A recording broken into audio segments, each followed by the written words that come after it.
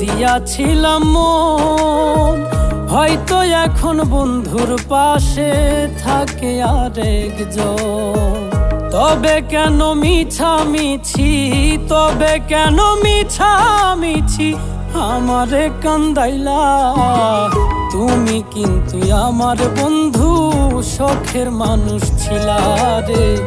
তুমি কিন্তু আমার বড় শখের মানুষ ছিলা।